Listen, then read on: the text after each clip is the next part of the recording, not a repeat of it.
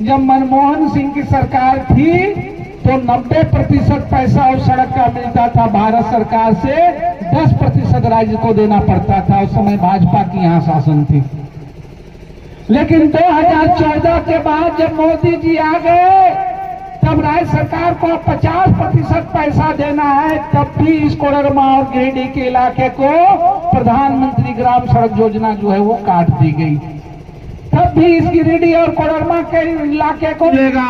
किसी गरीब का जमीन लूट लिया गया है तो उस जमीन को बचाने का काम नहीं होगा, बल्कि जमीन माफिया से मिल करके आपके जमीन को लुटवा दिया जाएगा। और ये कौन कर रहा है? इस सवाल और स्मिता पर कर्पूरी ठाकुर को याद करना और भी ज्यादा जरूरी हो जाता है। 24 तारीख को हम उनको याद करेंगे और 26 तारीख को जिस संविधान के खिलाफ, जिस संविधान ने हमें एक निरपेक्ष राज्य की, जिस संविधान ने हमको एक सम्मानजनक कक्षों में साथी रतन बनवाल, साथी अशोक यादव, साथी महेश सिंह के शहादत दिवस पर आयोजित इस संकल्प सभा के अध्यक्षता कर रहे साथी राजेंद्र मेहता जी, संचालन कर रहे साथी बहादुर यादव जी, मंच पे मौजूद हमारे पोलित ब्यूरो सदस्य कॉमरेड जनार्दन प्रसाद जी, आपके संघर्षों के साथी पूर्व विधायक कॉमरेड राजकुमार यादव जी, मंच पे उपस्थित राज्य कमेटी सदस्य comrade Savita Singh ji, comrade Ibrahim Ansari ji, comrade जयंती जी, कॉमरेड कौशल्या जी, मंच पे मौजूद साथी उस्मान अंसारी जी, धनेश्वर गेवट जी, इब्राहिम अंसारी जी, विजय पासवान जी, साथी परमेश्वर महतो जी, कोडरमा जिला परिषद अध्यक्ष कॉमरेड रामधन यादव जी मंच पे उपस्थित और मंच से इतर यहाँ कोडरमा लोकसभा के तमाम हमारे राज्य कमेटी के साथीगण और आज तमाम चुनौतियों के लिए भी इस मौसम में यहाँ आई हुई अपने संकल्प और बुलंद इरादों के साथ तमाम हमारी माँ बहनें, तमाम नौजवान दोस्तों, किसान मजदूर भाइयों, पत्रकार बंधुओं और जहां तक हमारी आवाज जा रही है इस मरकच्चों के तमाम सम्मानित नागरिकों। साथियों, हम सारे लोग आज याद कर रहे हैं अपने उन तमाम शहीद साथियों को, लेकिन आप जरा याद करें, गौर करें, झारखंड राज्य अलग जिस सपनों के साथ हुई, जिस उम्मीदों के साथ हुई, जिस उम्मीदों के साथ हमारे तमाम झारखंड राज्य के आंदोलनकारियों ने शहादतें दी, जेल दिए और उसके बाद सत्ता भारतीय जनता पार्टी के हाथों में आई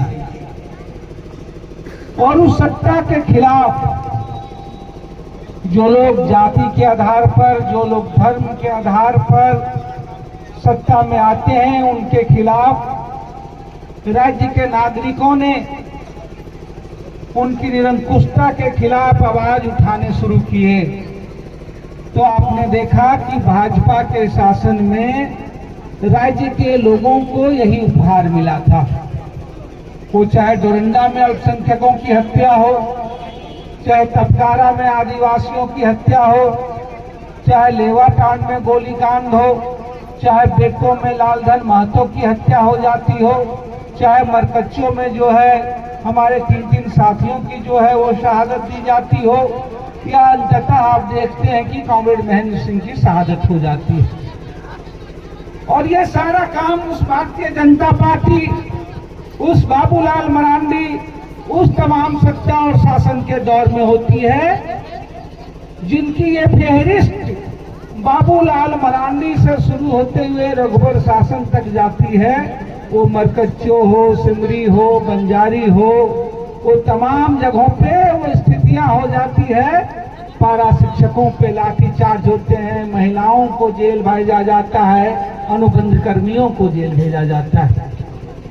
ये पूरी उनका रक्त रंजित इतिहास है। और इसीलिए जब इस राज्य की जनता ने उस भारतीय जनता पार्टी की शासन को उस रघुवर दास को यहाँ से झारखंड राज्य से उखाड़ फेंका, जहाँ हत्याओं के रक्त रंजित इतिहास के अलावा भूख से मौतें, लोगों को सांप्रदायिक दंगों में जो है लोगों की मौतें ये झेला। तो वह भारतीय जनता पार्टी एक बार फिर से कोशिश कर रही है कि झारखंड में वही रक्त रंजित इतिहास को सारे अशोक जी, अब सारे महिला लोग बैठे, महिला सब लोग बैठे। इसीलिए जो इनको सबसे ज्यादा खतरा है, इसीलिए आज भी अगर आप देखेंगे तो चाहे इनको जो सबसे ज्यादा खतरा है, सबसे ज्यादा परेशानी है इस साझी शहादत से और साझी विरासत से। आज हम याद कर रहे हैं कॉमरेड रतन बनवाल को, कॉमरेड अशोक यादव को, कॉमरेड महेश सिंह को। इनको सबसे ज्यादा चिंता रहती है कि जब ये लोग धर्मों से परे होकर, जातियों से परे होकर के, समूहों से परे होकर के, समाज के, सोसाइटी के अलग अलग तबके, चाहे अनुबंध कर्मी हो, चाहे किसान हो, चाहे विभिन्न समूहों के लोग हों, सरकार से सीधा सवाल करना शुरू कर दें, सरकार से अपने हकों और अधिकारों के लिए सड़कों में उतरना शुरू कर दें, तब इनके लिए एक बार फिर से जो है रास्ता हो जाता है धर्म के नाम पर, जाति के नाम पर। और आज ये साझी शहादत, साझी विरासत हमें इसी चीज को याद कर रही है। और इसीलिए सही कहा साथियों ने कि जब ये पूरे 10 साल ये मोदी सरकार के हो गए, जब जनता उस बात के लिए सवाल किया रही थी, जो कह रहे थे बहुत हुई महंगाई की मार, अब की बार भाजपा सरकार। जब जनता 10 सालों में इस बात को सवाल उठा रही थी कि जब आप जाते थे पेट्रोल पंपों में, बड़े बड़े होर्डिंग देखते थे प्रधानमंत्री के कि 2022 तक सबको प्रधानमंत्री आवास दे दिया जाएगा।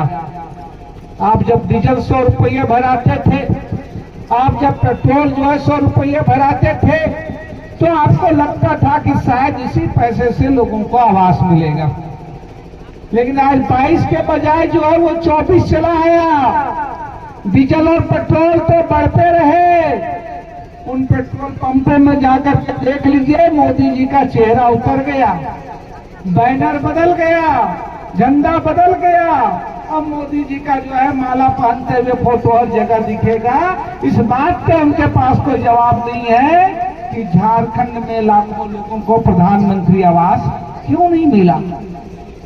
जो कह रहे थे कि लोगों को, करोड़ों लोगों को रोजगार देंगे प्रत्येक साल 1 करोड़ों को, उनसे पूछिए कि उस मनरेगा में लोगों की मजदूरी 500 रुपये भी नहीं बढ़ी, और वो रोजगार की बात कर रहे हैं।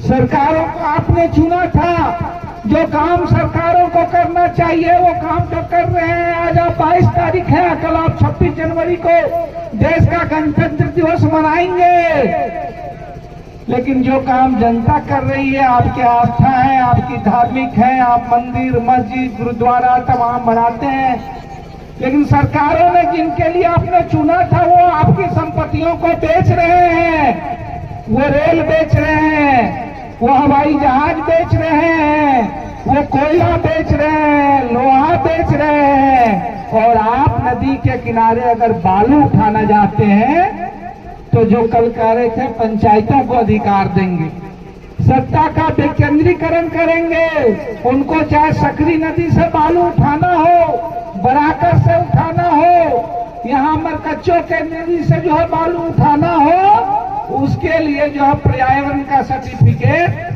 कोडरमा से नहीं मिलेगा, मरकच्चों से नहीं मिलेगा, हजारीबाग से नहीं मिलेगा, रांची से नहीं मिलेगा, दिल्ली से मिलेगा। आपके लोहे उठ करके जा रहे हैं, आप रेलवे लाइन के किनारे चले जाएं, आपके कोयला उठ करके तोड़ करके जा रहे हैं। टाटा के लिए, अंबानी के लिए, अडानी के लिए पूरे जंगल जो है उजाड़े जा रहे हैं। उनके लिए अनुमति की आपकी जरूरत नहीं है, लेकिन आप यहाँ अगर अबरक से, आप अगर यहाँ ढिबरा से, आप यहाँ जो है पत्थर के जो है खदानों से, गिट्टी से अपना रोजगार चला रहे हैं, तो उस पे पर्यावरण का चाबुक, उन पे एनओसी का चाबुक मिल जाएगा आपको। तो आज वो सारी संपत्तियां आपकी बेच रहे हैं। वो तमाम रोजगार के साधन लेकर कर रहे हैं, वो तमाम सेना से लेकर के रेलवे से तक तमाम ठेका की नौकरियों में तब्दील कर रहे हैं। और जब आप ये सवाल पूछ रहे हैं, आप तमाम नौजवान इसके बारे में पूछ रहे हैं, आप जब सवाल लेने के बारी में है तब आपको ऊपर फिर धर्म के चाशनी में जो है वो डाला जा रहा है। फिर आपके ऊपर जो है एक अंधाधुंध जो है वो अंधेरा जो है एक जो है लॉलीपॉप जो है वो दिखाया जा रहा है। इसलिए इस पे सवाल पूछने की जरूरत है, इस पे खड़े होने की जरूरत है, इस पे खड़े होने की जरूरत है कि आप नीतियों के बदलाव की बात कर रहे थे, लेकिन नीतियां नहीं बदल रही है। नीतियां गरीब किसानों मजदूरों के हितों में नहीं बन रही है, वो तमाम अंबानी के हितों में बन रहा है, अडानी के हितों में बन रहा है। आज इस मरकच्चो, इस जयनगर, इस कोडरमा के इलाके का कोई ऐसा गांव नहीं होगा जो लंबे समय से तमाम लोग चेन्नई हो, दिल्ली हो, मुंबई हो, अंगड़िया के व्यापार में, अंगड़िया के जो है बिजनेस में नहीं लगे थे। लेकिन आप 5 सालों में देख लीजिए, मोदी जी के सत्ता में आने से एक गांव के 2-2, 4-4, 10-10 लोग इस तरह के बिजनेस करते थे, सैकड़ों लोग थे। लेकिन आज आप देख लीजिए 5 साल पहले जो उसकी चमक थी, आज मोदी सरकार की नीतियों से उसकी भी चमक जो है वो फीकी हो गई है। आज जब आप अबरख के लिए भी चुनने के लिए मयस्सर हैं, आज जब आपके जो है गिट्टी भी चुनने के लिए मयस्सर नहीं है, आज जब आप बालू भी अपने से उठा न रहे हैं, तो आपके बीच पलायन और पलायन ही रास्ता है। लेकिन आप राज्य से बाहर जा रहे हैं, खूब नीतियां बनाने वाली सरकार ये कहती है प्रवासी मजदूरों के लिए कोई भारत सरकार की नीतियां नहीं बनती। वो वहां बीमार हो, तमाम लोग हों, उनके आयुष्मान कार्ड वहां काम नहीं करते हैं।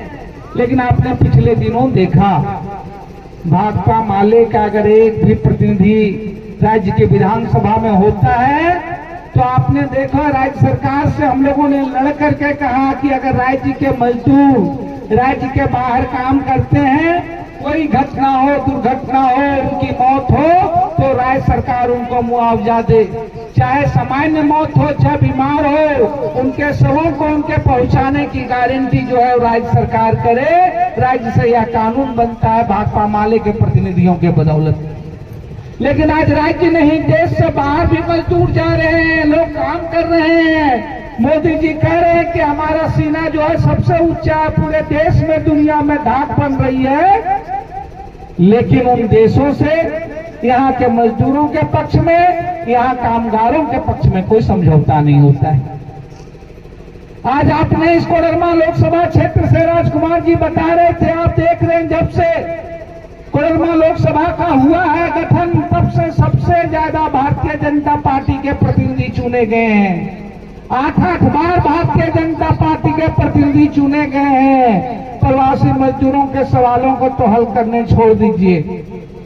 वंदे भारत ट्रेन चल सकती है, जिसकी सीटें खाली हो, इतनी महंगी है। स्पेशल ट्रेन इनके रैलियों के लिए, सारी चीजों के लिए हो सकती है। लेकिन यहाँ के मजदूर, कोडरमा गिरिडीह इलाके के मजदूर, हैदराबाद हो, बंबई हो, आपने कोविड के दौर में देखा कि पूरे राज्य में सबसे ज्यादा मुंबई, महाराष्ट्र में कोडरमा और गिरिडीह के मजदूर हैं। लेकिन उनके लिए झारखंड से प्रतिदिन की ट्रेन नहीं खुल सकती, इनके लिए स्पेशल ट्रेनें हो सकती है, इनके लिए वंदे भारत हो सकती है। आज आप देख रहे हैं जो कह रहे थे इन तमाम लोगों की सुविधाओं के देने के बाद, इनके कानूनों की बात, वो आज देखिएगा कि सबसे ज्यादा इनकी नीतियों की मार, इनकी महंगाई के मार आम किसान मजदूर लोगों पे पड़ी है, आम लोगों के ऊपर पड़ी है। आज पूरे 8 साल 8 इनके सांसद हो गए। केंद्र सरकार बड़े भाषण देते थे कि कोडरमा, गिरिडीह, कोडरमा लोकसभा के 4-4 विधानसभा जो है वो गिरिडीह में पड़ता है। बड़े जोर से भाषण आकर के कहते कि गिरिडीह आकांक्षी जिला हमने घोषित किया है, लोगों की आकांक्षाओं का घोषणा पूरा करेंगे। लेकिन आज प्रवासी मजदूरों के लिए इनके कोई नीतियां नहीं है। प्रवासी मजदूर न जाए, जो मनरेगा है, मनरेगा के लिए न्यूनतम मजदूरी 500 रुपये तक नहीं है। प्रधानमंत्री ग्राम सड़क योजना अभी भी गांव में सबसे ज्यादा सड़क जो है सो लोग वंचित हैं। जब मनमोहन सिंह की सरकार थी तो 90% पैसा उस सड़क का मिलता था भारत सरकार से, 10% राज्य को देना पड़ता था। उस समय भाजपा की यहां शासन थी। लेकिन 2014 के बाद जब मोदी जी आ गए तब राज्य सरकार को 50% पैसा देना है, तब भी इस कोडरमा और गिरिडीह के इलाके को प्रधानमंत्री ग्राम सड़क योजना जो है वो काट दी गई। तब भी इस गिरिडीह और कोडरमा के इलाके को प्रधानमंत्री आवास योजना काट दी गई। आज झारखंड से मंत्री हैं शिक्षा में, सोच लीजिए इस गिरिडीह और कोडरमा में कौन सा कायाकल्प हुआ, कौन सी यूनिवर्सिटी बनी, स्वास्थ्य के क्षेत्र में कौन सा जो एफजीटी रोड देखते हैं गिरिडीह कोडरमा के इलाके में सबसे ज्यादा दुर्घटनाओं का पूरा जो क्षेत्र है, यहाँ जो आपको बरही से जाकर के जो शुरू होता है आपका चिरकुंडा तक जाता है, वो कोडरमा लोकसभा क्षेत्र के एक बड़े इलाके में गिरिडीह में पड़ते हैं। कोई राज्य में कोई एम्स कोई मेडिकल की कोई सुविधा नहीं, और आपने सबसे ज्यादा दिया है। सबसे ज्यादा तुषारापात आपके ऊपर हो रहा है, सबसे ज्यादा आपके ऊपर हमले हो रहे, चाहे प्रवासियों का सवाल हो चाहे गरीब किसानों मजदूरों को सवाल हो। इनके लिए क्या है कि जब भी चुनाव आएंगे, आपने पिछली बार देखा था, मैं आगाह करना चाहता हूँ किसान मजदूर मित्रों को, उन उज्ज्वला दीदी को, उन पोषण सखियों को, उन तमाम लोगों को पिछले लोकसभा चुनाव में सबको आपको जोर दिया गया। आपने पूरी तल्लीनता से पूरी मेहनत से काम किया था और 7-7 लाख वोटों से जो है यहाँ से भाजपा के सांसद को जिताया। लेकिन फिर 5 साल देख लीजिए, पोषण सखियों को तो काम से हटा दिया गया, जो खाना बनाती हैं स्कूल रसोईया उनका भी मानदेय बंद कर दिया गया। कृषि मित्र हो, उज्ज्वला दीदी हो, पूरे 5 सालों तक फिर आपको सड़कों में भटकने के लिए छोड़ दिया गया। तमाम जगहों पर ठीकों में, शिक्षा में नौकरियां खत्म कर दी गई। और तो और कई तो आप स्कूल में परेशान हो रहे थे, कॉलेज में परेशान हो रहे थे।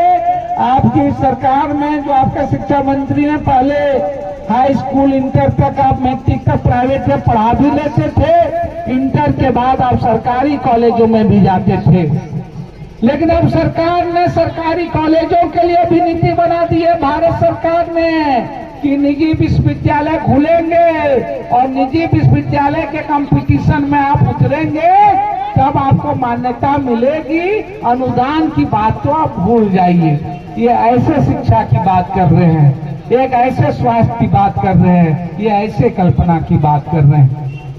लेकिन आपने देखा आज हम जिन साथियों को याद कर रहे हैं, चाहे अशोक यादव हो, चाहे रतन जी हो, चाहे महेश सिंह जी हो, उस समय चाहे भाजपा का जो शासन रहा हो, सत्ता रहा हो, उसके खिलाफ सड़कों में लड़ाई आवाज की बुलंद आवाज हो तो वो भाकपा माले के नेतृत्व में होता है, वो महेंद्र सिंह के नेतृत्व में होता है।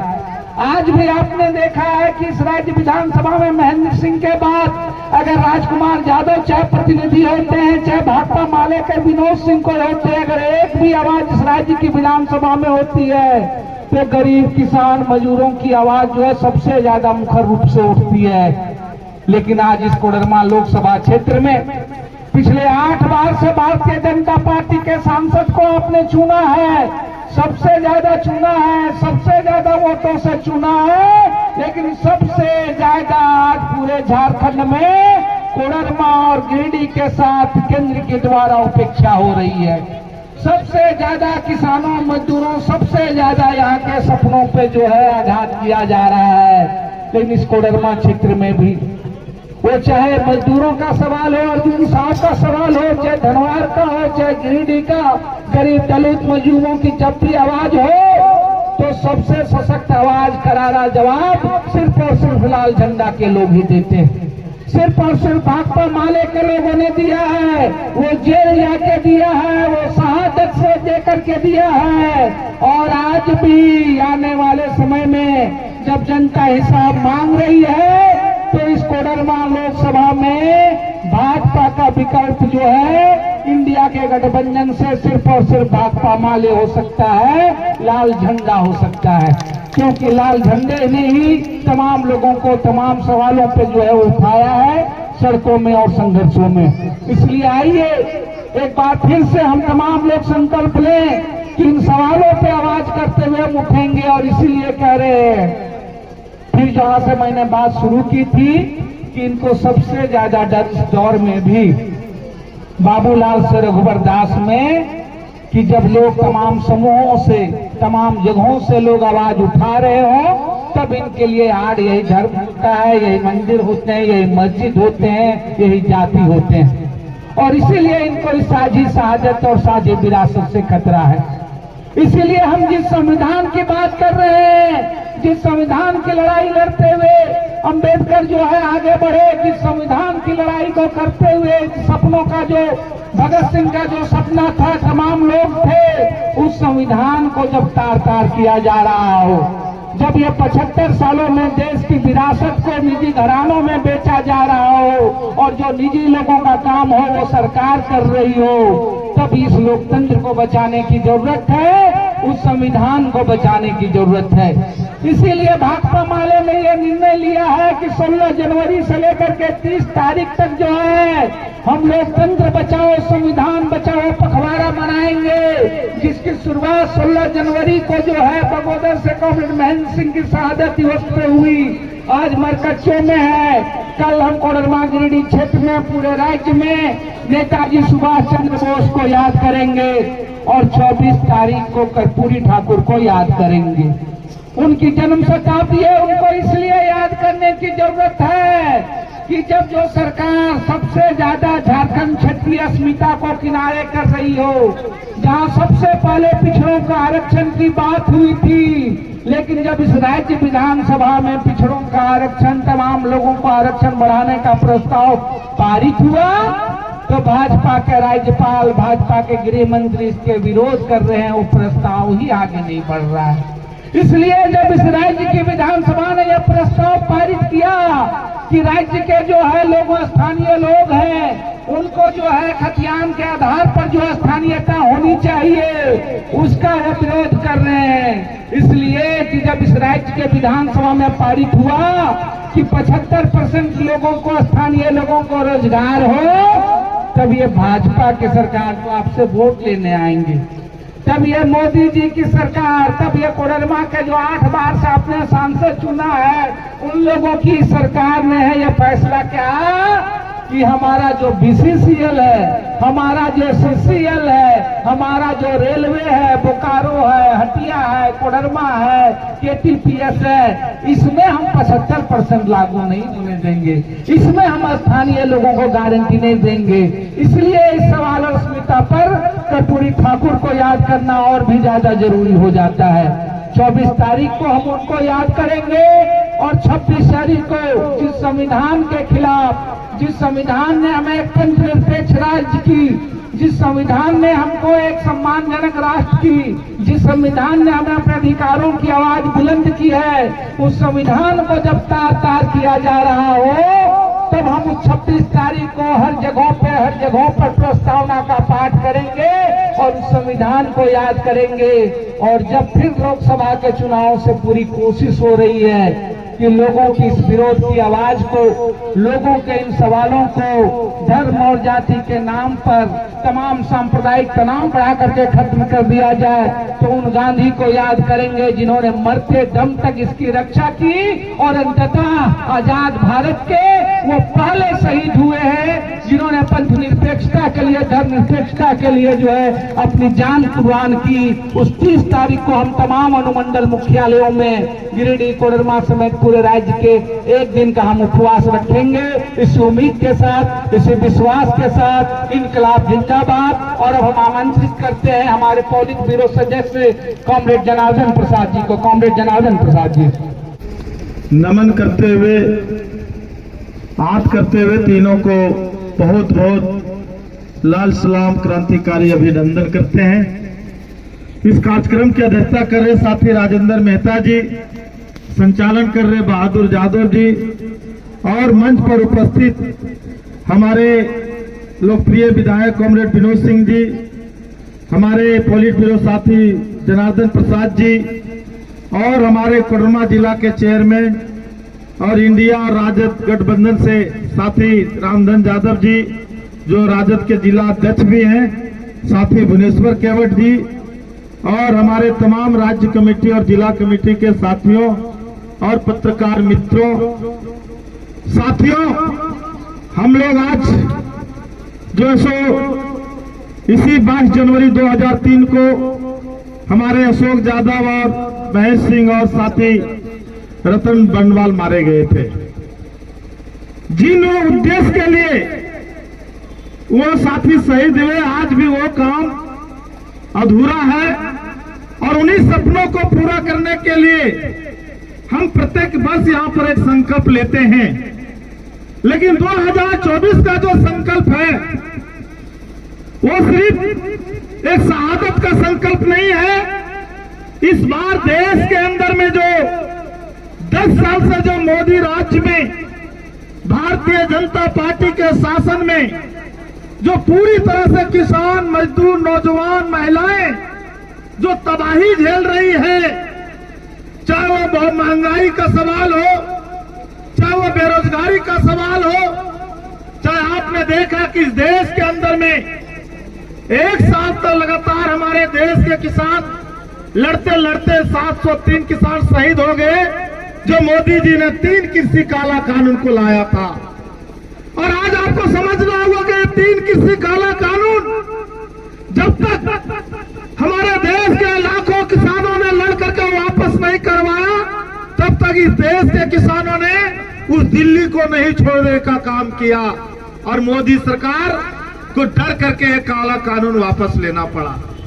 आज आपको सोचना है, कई भारतीय जनता पार्टी के लोग बोल रहे थे कि बहुत हुई महंगाई की बार, अब की बार मोदी सरकार, लेकिन आज हम मां बहनें हमारी बैठी हुई है, 10 साल हो गया है। जब आज 10 साल के पहले जब डीजल 57 रुपए लीटर मिल रहा था, आज 10 साल के बाद 97 रुपए लीटर मिल रहा है। जब 72 रुपए लीटर आपका पेट्रोल था, तो आज 105 रुपए लीटर मिल रहा है। ये आटा जो 17 रुपए किलो मिल रहा था, आज 45 रुपए किलो मिल रहा है। जो चावल 20 रुपए किलो था, आज 50 रुपए किलो मिल रहा है। और ये मोदी जी के लोग कह रहे हैं हमारा देश विकसित देश है, विकसित भारत का बात बोल रहे हैं। इन्होंने ही 350 450 रुपया सिलेंडर 2014 में जो बिक रहा था, वो सिलेंडर फ्री में बांट करके 1100 रुपये सिलेंडर गैस का लिया जा रहा, जो हमारी मां बहनें आज वो सिलेंडर को जला नहीं पा रही है। और इसीलिए 10 साल के बाद जब ये चुनाव होता और मोदी सरकार से जब सवाल करते लोग, तो मोदी जी ने धर्म का नाम पर, भगवान राम के नाम पर आपके जो आज मंदिर का अनुष्ठान कर रहे हैं, अयोध्या में अधूरी मंदिर का प्राण प्रतिष्ठा डाल रहे हैं। लेकिन इस देश के नागरिकों से, कोडरमा के लोगों से पूछना चाहता हूं, अभी हमारी अन्नपूर्णा देवी घूम रही है, विकसित भारत का बात कर रही है, और वही 10 साल के बांटा हुआ गैस सिलेंडर का उज्ज्वला का फोटो जो है सो लोग खिंचा रहा है। आपको समझना है कि आपके साथ में धोखा हो रहा है। आज आपके यही भाजपा के लोग हैं जो झारखंड में 3 साल से प्रधानमंत्री आवास को बंद कर दिया, जब कॉलोनी मिलता था। अरे भाजपा के लोग जवाब नहीं दे पा रहे हैं, ये कॉलोनी क्यों बंद किया गया?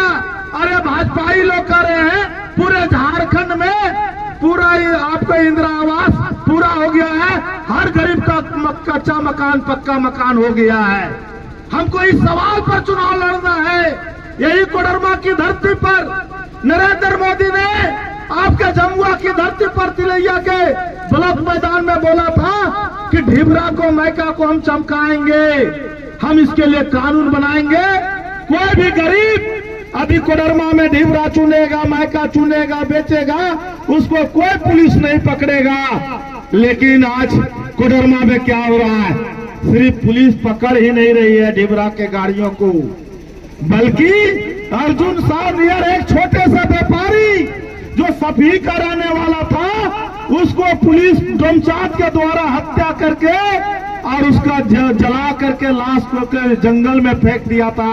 और आज वो अर्जुन साहब का परिवार को इंसाफ नहीं मिला। साथियों, हम इसलिए बात करना चाहते हैं, वोट आपका है, जमीन आपका है, मकान आपका है, आप जिसको चाहते हैं दे सकते हैं। लेकिन एक बार यदि आप लोकसभा में अपना वोट करेंगे तो एक बार जरूर आप सोचें कि उस अर्जुन साहब के परिवार का कसूर क्या था, जिनको जिंदा जला दिया गया, मार दिया गया। आप एक बार उस बात को भी सोचें कि लाखों परिवार जो ढिबरा, पत्थर, खदान और क्रेशर से जिंदा है, उन लोगों को क्यों पकड़ा जा रहा है। और इसके लिए गाड़ी जो सो आपके गाड़ी में आपके जो सो चालान रहते हुए फिर भी कोडरमा की पुलिस पकड़ लेती है, कहती ओवरलोड है, तो कभी कहती है चालान फर्जी है। और इस तरीके से लाखों रुपया ये थानेदार लोग वसूल करते हैं, बालू के गाड़ियों को पकड़ते हैं। नदी हमारा है, बालू हमारा है, लेकिन हम अपने घर बनाने के लिए एक ट्रैक्टर बालू नहीं ला सकते हैं। क्या इसके लिए आपने कोडरमा के लिए सांसद बनाया था? क्या यही दिन देखने के लिए आपके अन्नपूर्णा देवी को सांसद बनाया था? यही दिन देखने के लिए नीरा यादव को आपने विधायक बनाए थे? नहीं, आपने सपना देखा था कि कोडरमा में गरीबों को रोजगार मिलेगा, गरीबों को आवास मिलेगा, हर गरीब को इंसाफ मिलेगा। लेकिन आज कोडरमा की पुलिस का क्या हालात है देखिए, लोगों को मर्डर हो जा रहा है, लेकिन जब तक आप पैसा नहीं देंगे थानेदार को, उस हत्यारा का गिरफ्तारी नहीं होगा। कि हम आपके रेप हो रहा है, बलात्कार हो रहा है, तब भी आपको इंसाफ नहीं मिलेगा। किसी गरीब का जमीन लूट लिया गया है तो उस जमीन को बचाने का काम नहीं होगा, बल्कि जमीन माफिया से मिल करके आपके जमीन को लुटवा दिया जाएगा। और ये कौन कर रहा है? ये भारतीय जनता पार्टी के लोग कर रहे हैं। इनकी संपत्ति का जांच नहीं होगा।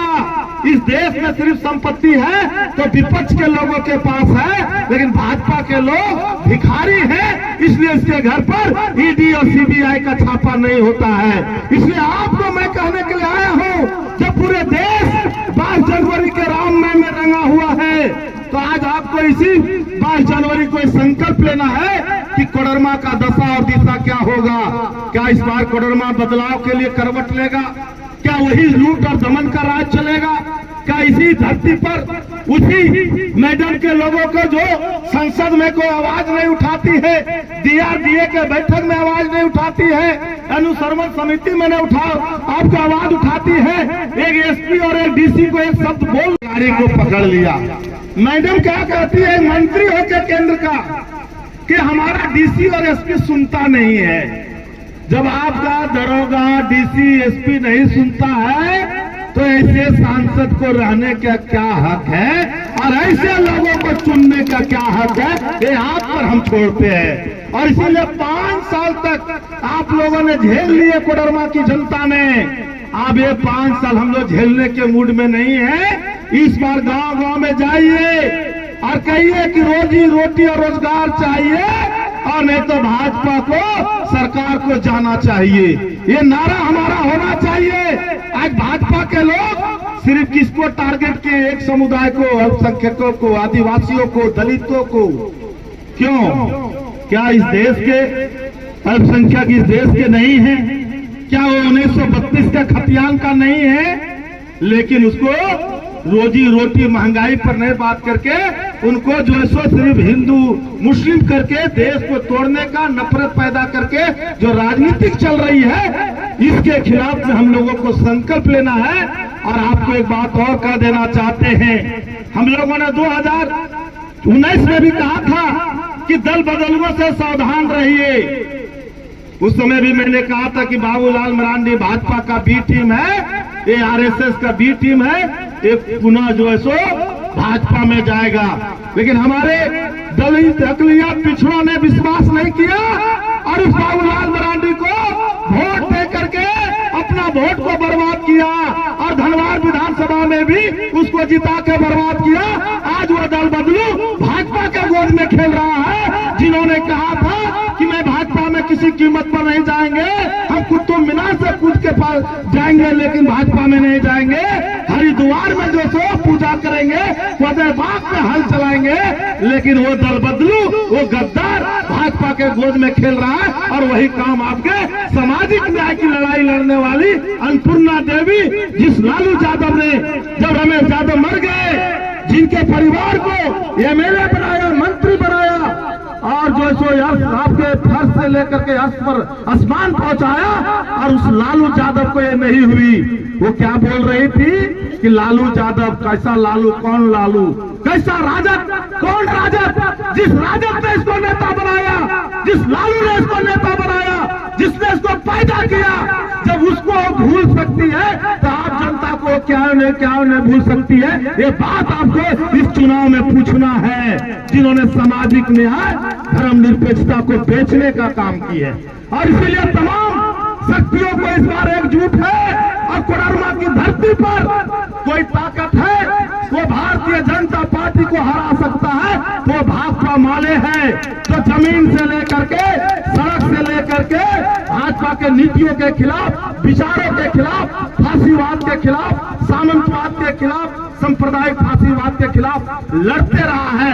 हमारा एक लौता विधायक पूरे झारखंड का आवाज उठाते हैं। और इसीलिए जहां जहां भी भाजपा के लोग अधिक गुंडागर्दी करने की कोशिश करेंगे, किसी समाज के अंदर दहशत पैदा करने की कोशिश करेंगे, तो माले के लोग उसको दो हाथ करके जवाब देने के लिए पीछे नहीं रहेगा। ये बात का हम वादा करते हैं। और इसीलिए तमाम अपनीतों और दलितों से इस बात को हम लोग वादा चाहते हैं कि इस देश के अंदर में जो संविधान और जो खत्म करने की साजिश हो रही है, लोकतंत्र की जो हत्या करने की साजिश हो रही है, इसके खिलाफ में हम लोगों को संकल्प लेना है। और कल सुभाष चंद्र बोस का जयंती है, जिन्होंने देश की आजादी के लिए नारा दिया था कि तुम मुझे खून दो, मैं तुझे आजादी दूंगा।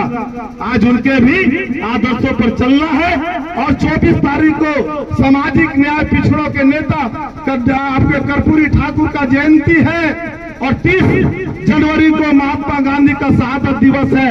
इन सभी जगह पर हम लोगों को मनाना है और उन आदर्शों के बल पर चलना है, ना कि सावरकर के रास्ते पर, गोडसे के रास्ते पर। जिस गोडसे ने महात्मा गांधी को हत्या किया, जिस सावरकर ने अंग्रेजों से माफी मांग करके देश की आजादी के साथ गद्दारी किया, ऐसे गद्दारों को 2024 में उखाड़ के फेंकना होगा। इसी आशा उम्मीद के साथ हम लोग संकल्प लेते हैं, और 2024 में भाजपा को हरा करके कोडरमा में लाल झंडा, इंडिया गठबंधन के जो साथी हैं, मैं उनसे भी अपील करूंगा कि कोडरमा की धरती लगातार जो सो भाजपा माले कर रहा है, कॉमरेड महेंद्र सिंह कर रहा है, आप उस पर विचार करें और भाजपा को हराने के लिए आप जो सो भाजपा माले को समर्थन करें, ताकि अन्नपूर्णा देवी को 2024 में भारतीय जनता पार्टी को कोडरमा के 6 विधानसभा से उखाड़ के फेंका जाएगा। बहुत बहुत धन्यवाद। इंकलाब जिंदाबाद, तमाम शहीदों को लाल सलाम। भाजपा हटाओ, देश बचाओ, भाजपा हटाओ।